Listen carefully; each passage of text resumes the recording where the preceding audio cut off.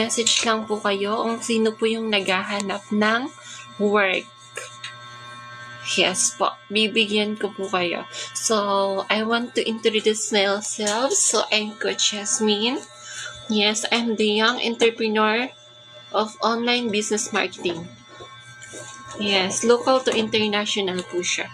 So, I'm the professional investor of empowered consumerism. So, kung na-encounter nyo na po yung empowered consumerism, so, yan po yung work ko. Yes po, I'm a multi-level marketing. So, kailangan po namin ng tao,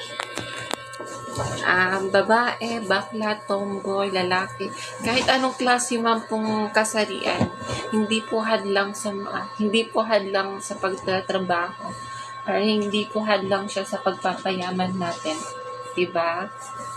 So, location ko po is dito